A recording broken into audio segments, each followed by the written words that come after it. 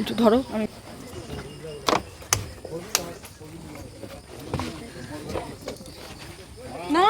চলো দাদা ভাই, চলো চলো।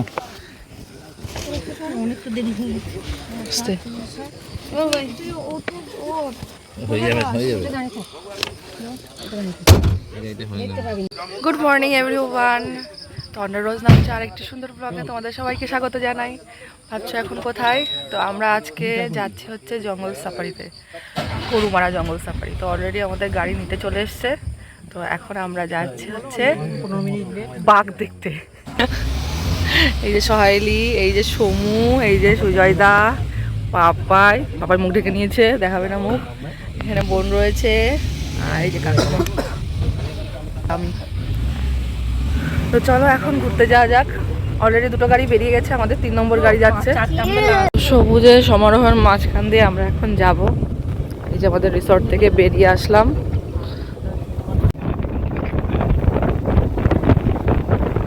ও মাই গড, কত সুন্দর সকাল।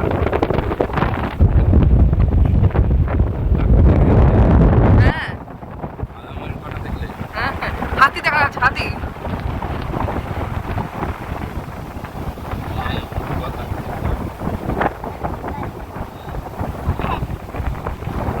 এই উপরের দিকে তাকাও সব।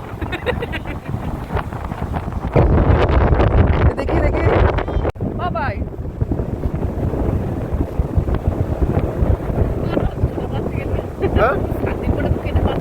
আরে ঠান্ডা লেগে গেছে, দুটো নাক বন্ধ হয়ে গেছে হঠাৎ করে। তো বন্ধুরা, আজকে আমাদের লাস্ট ডে। হ্যাঁ, দেখতে দেখতে 4টা দিন কেটে গেছে, আজকে 5 নম্বর দিন। আজকে আমাদের বাড়ি ফেরার পালা। তো সকাল সকাল ভোরবেলা আমরা বেরিয়ে পড়েছি জঙ্গল সাফারিতে। তো জঙ্গল সাফারি শেষ করে আমরা হোটেলে ফিরে খাওয়া দাওয়া করে বেরিয়ে পড়বো বাড়ির পথে। তো আজ এই ট্যুর সম্পর্কে ছোটোখাটো কিছু অভিজ্ঞতা তোমাদের সাথে শেয়ার করবো। যারা ভ্রমণ করতে আসবেন, যারা বন জঙ্গল খুবই ভালোবাসেন, তো তাদের জন্য একটা অন্যতম প্লেস। হ্যাঁ, খুবই সুন্দর একটা জায়গা, একটা অফবিট প্লেস। তো এখানে 3 থেকে 4 দিন ঘোরার টাইমটা যথেষ্ট। তো আমাদেরকে এরকম একটা ওয়াইল্ড ফরেস্টের অফিসে নিয়ে আসলো। তো সেখানে আমাদের টোকেন করতে হবে, মানে টিকিট কাটতে হবে কি অ্যামাউন্ট দিয়ে। টিকিট কাটা হয়ে গেলে পরে এখান থেকে আমাদের একটা গাইড দেবে, জঙ্গলের ভেতরে ঘুরে যে আমাদেরকে সমস্ত কিছু ডিরেকশন দিতে দিতে নিয়ে যাবে। তো তারপরে আমরা বেরিয়ে যাবো। এখানে অনেকগুলো গাড়ি চলে এসছে, আবার অনেকগুলো গাড়ি ছেড়েও দিয়েছে। ডুয়ার্স ভ্রমণে আসলে জঙ্গল সাফারি করতে কেউ ভুলবেন না। আমরা অ্যাকচুয়ালি 2টো জঙ্গল সাফারি করেছিলাম। একটা জঙ্গল সাফারির টাইম হচ্ছে 6টা থেকে 8টা, যেটা এখন আমরা অলরেডি বেরিয়ে পড়েছি। আর একটা টাইম হচ্ছে 9টা থেকে 10টা, ওটা 1 ঘন্টার। তো প্রথম যে 2 ঘন্টার আমরা জঙ্গল সাফারিতে এখন যাচ্ছি, সেটা একটা জিপ পিছু আমাদের ভাড়া পড়েছে 3250 টাকা। আর একটা জিপে 6 জন অ্যাডাল্ট যেতে পারবে। প্রথম যে জঙ্গল সাফারিটা করছি, শুধুমাত্র আমরা সেখানে কিছু ময়ূর দেখতে পেয়েছি আর পাইথন দেখতে পেয়েছি, তাছাড়া আর কিছু দেখতে পাইনি। তো আমাদের সাথে যে ছোট সদস্য আমাদের সমু ছিল, তো ও তো বাঘ মামা দেখবে বলে তো অস্থির, হাতি দেখা হয়নি ওর। তো সেই জন্য আমরা সেকেন্ডটা আবার সঙ্গে সঙ্গে বুক করে নিই, যেটা 9টা থেকে 10টা স্লট ছিল। মাঝখানে আমরা আবার হোটেলে গেছিলাম খেতে। তো সেই যে জঙ্গল সাফারিটা করেছিলাম 1 ঘন্টা, সেটার আমাদের প্রাইস নিয়েছিল হচ্ছে 1850 টাকা। 1850 টাকায় একটা জিপ দেবে আর 6 জন যেতে পারবে। তো সেই জঙ্গল সাফারিতে আমরা অনেক কিছু দেখেছিলাম। তো লাক ভালো থাকলে আপনারাও অনেক কিছুই দেখতে পারবেন। যেমন আমরা দেখেছিলাম হাতি, ময়ূর, লেপার্ড। আমাদের এই জঙ্গলটা গরুমারা ন্যাশনাল পার্কের অন্তর্গত। তো আপনাকে জঙ্গল সাফারি করতে হলে অবশ্যই ন্যাশনাল পার্কের যে অফিস রয়েছে, তো বন দপ্তরের অফিস, তো সেখান থেকে আপনাকে টোকেন করতে হবে এবং আগাম বুকিং করতে হবে।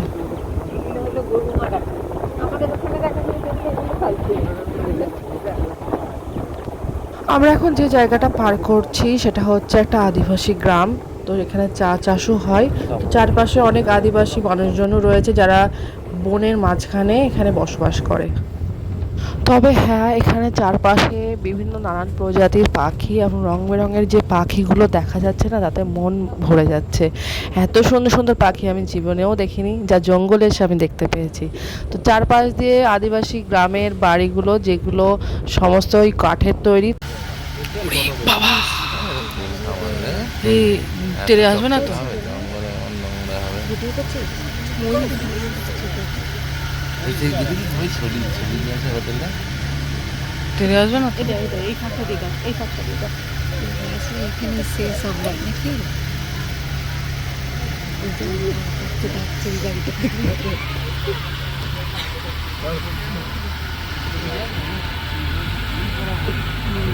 তো 1 ঘন্টা বনের মধ্য দিয়ে আসার পরে অবশেষে পাইথন মামার দেখা পাওয়া গেছে, বাঘ মামার দেখা না পাওয়া গেলেও।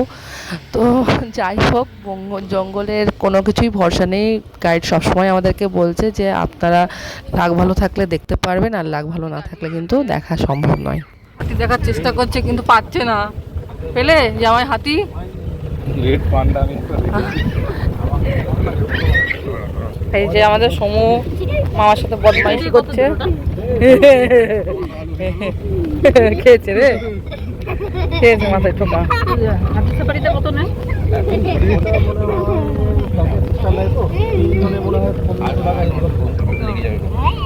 আমরা এখন টাইমই আছে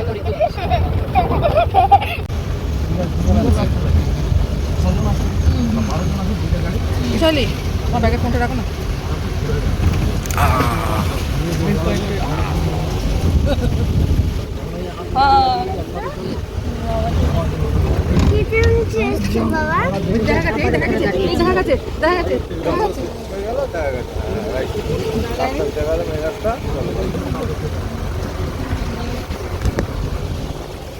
নামবো না, এরকমই দাঁড়িয়ে দাঁড়িয়ে যাবো।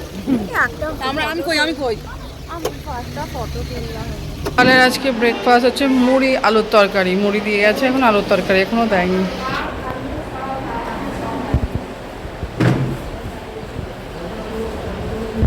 ইউটিউবে না ফেসবুকে? দুটোতেই দিই।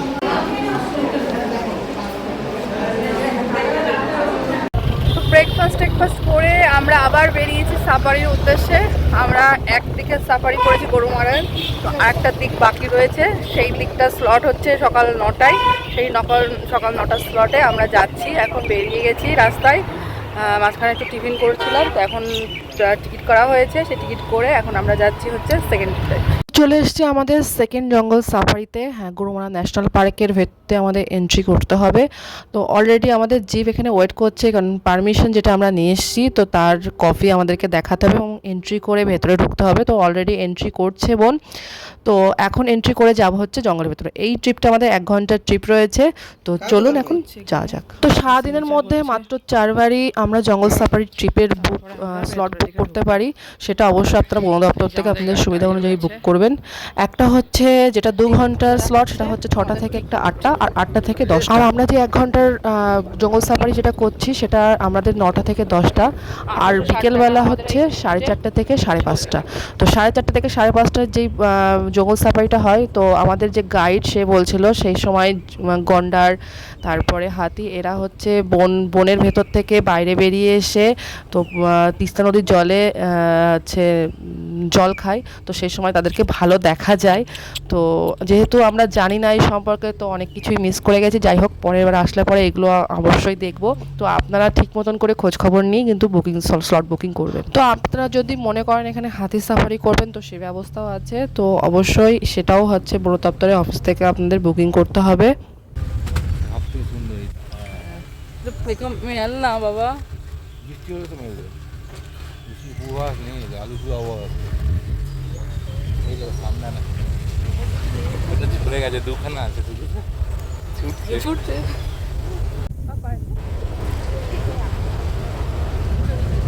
এই জামাই ডার্লিং,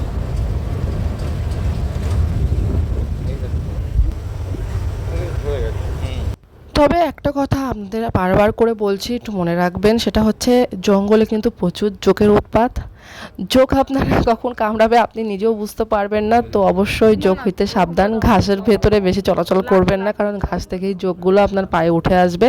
এবার আসি আমাদের এই টোটাল ট্যুরটায় কত খরচ হয়েছে সেই পর্বে। আমরা যেহেতু গাড়ি নিয়ে এসেছিলাম নিজেদের, তো আমাদের গাড়ির তেল খরচ এবং যে টোল প্লাজার টোল কেটেছে, তো টোটাল আমাদের টোল কেটেছে 1850 টাকা, যাওয়া এবং আসা দুটো মিলে।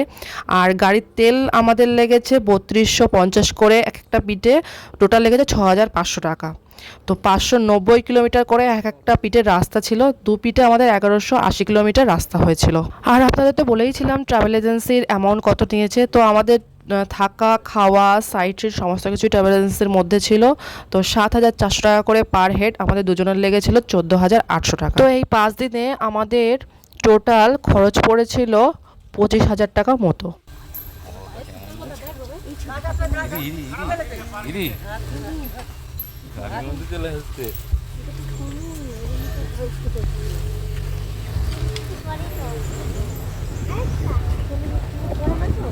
তো আমরা এখন যাচ্ছি ওয়াচ টাওয়ারে। ওয়াচ টাওয়ার থেকে অনেক কিছু দেখাও যায়, পুরো জঙ্গলটা। তো এই ওয়াচ টাওয়ারে উঠছি।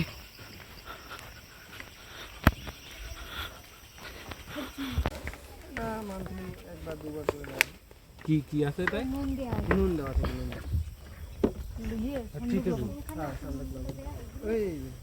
নুনটা কেন দেওয়া হয়?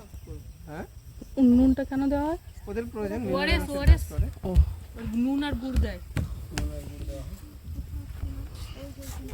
হাতিতে খায় না, ওই গন্ডারে খায়, গন্ডার বাড়ির সামনে খায়। গন্ডার বাইসন তৃণভোজী সবাই খায়, যারা ঘাস পাতা খায় সবাই।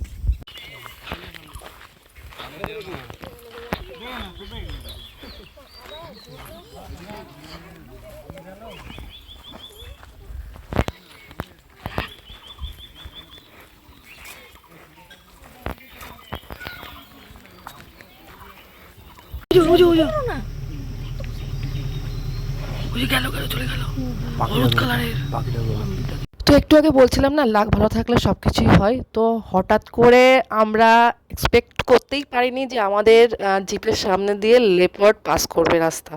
তো হঠাৎ করে মানে চোখের সামনে এরকম একটা দৃশ্য দেখতে পাবো আমরা স্বপ্নেও ভাবিনি। তো ক্যামেরা বার করতে করতে সে অলরেডি পালিয়ে চলে গেছে। আমরাও সাফারি করে ফিরেছি, আর দেখো কত বৃষ্টি শুরু হয়ে গেছে সারা বাড়ি। আর একটু লেট করলে আমরা বৃষ্টিতে ভিজতে ভিজতে আসতাম, কারণ আমাদের গাড়ি তো হুট খোলা।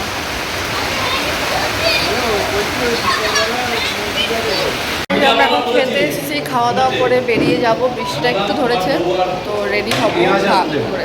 আমি আমাদের নন্দ জামাই খেতে বসেছি।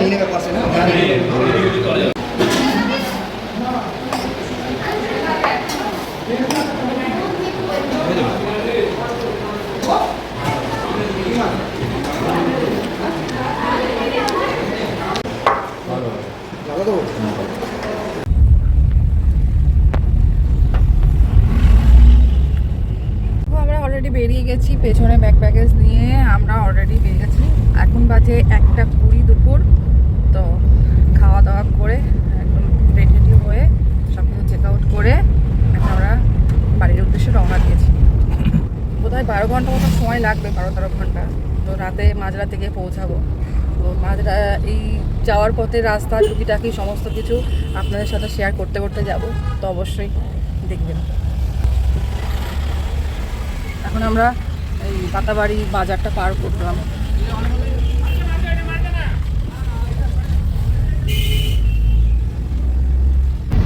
এই যে আমাদের যে ওয়াইল্ড ফরেস্ট, সেটা পার করছি এখন আমরা। মনটা খারাপ হয়ে গেল, এই তো দুদিন আগে ঘুরতে আসলাম, আজকে ঘোরার দিন শেষ। আজকে বাড়ির পথে রওনা দিচ্ছি।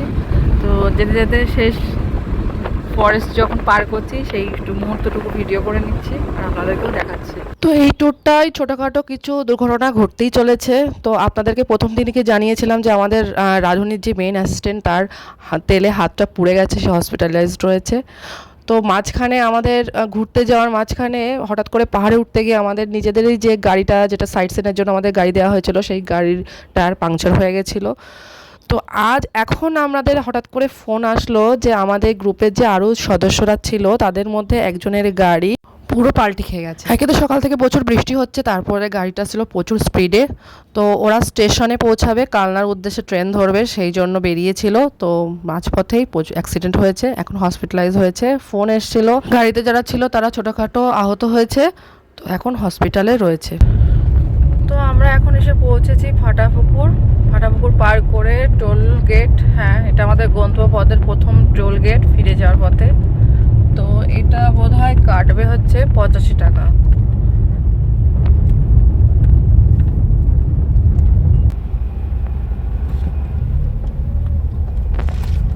অনেকক্ষণ ধরে পাপাই গাড়ি চালাচ্ছে, তো হাই রোডের পাশে এরকম একটা আনারসের কয়েকটা দোকান দেখে আমরা দাঁড়িয়ে পড়লাম আনারস খেতে। তো এখানে খুব মিষ্টি আনারসগুলো, তো দুটো আনারস 100 টাকা। তো আমরা এত আনারস নিয়ে কী করবো, তো একটাই দিতে বললাম কেটে। তো কেটে সুন্দর করে মশলা মাখিয়ে আমাদেরকে দেবে। তো বন্ধুরা এখন বাজে বিকেল 4:20 আর এখন আমরা কিষানগঞ্জ যাওয়ার আগ দিয়ে হাইওয়েতে রয়েছি। এর মধ্যে আমরা 3 ঘন্টার জার্নিতে একটা হাইওয়ে মানে ন্যাশনাল হাইওয়ে পার করে অন্য একটা ন্যাশনাল হাইওয়ে এসেছি। মানে প্রথমে ন্যাশনাল হাইওয়ে 27-এ ছিলাম, তো এখন ন্যাশনাল হাইওয়ে 31 ধরে এগোচ্ছি। আর কিছুক্ষণের মধ্যে কিষানগঞ্জ ঢুকবো। আর দুটো টোল পার করেছি এই পর্যন্ত। অনেকক্ষণ টানা গাড়ি চালানোর পরে আমরা একটু টি ব্রেক নেওয়ার জন্য দাঁড়িয়েছি, একটু ইভিনিং স্ন্যাক্সও খাবো। তো আমরা যে কফি শপটায় এখন এসছি, তা কফি শপটার নাম হচ্ছে দ্য কফি ড্রপ। এই কফি শপটা মালদা জোগাড় 60 কিলোমিটার আগে রায়গঞ্জ নামক জায়গায় একদম হাই রোডের ধারে অবস্থিত। তো দ্য কফি ড্রপসে এসছি। কফি ড্রপসের এই যে মেনু, আমরা অর্ডার করলাম যে ক্যাপাচিনো কফি দুটো, এদিকে অর্ডার করলাম। আমি একটা অর্ডার করলাম হচ্ছে ক্লাসিক চিকেন বার্গার, আর পাপাই নিল হচ্ছে ক্লাসিক চিকেন স্যান্ডউইচ। এই হচ্ছে অর্ডার করেছি। তো দেখো আমাদের ফার্স্ট অর্ডার চলে এসছে, আমার বার্গারটা চলে এসছে, পাপায়ের এখনও স্যান্ডউইচ আসেনি, আর আমাদের ক্যাপাচিনো কফি এখনও আসেনি। স্যান্ডউইচ চলে এসছে, আর আমাদের এই রেস্টুরেন্টের খাবারের ইভিনিং স্ন্যাক্সের টোটাল বিল হয়েছে 368 টাকা। খাবার মোটামুটি ভালোই ছিল।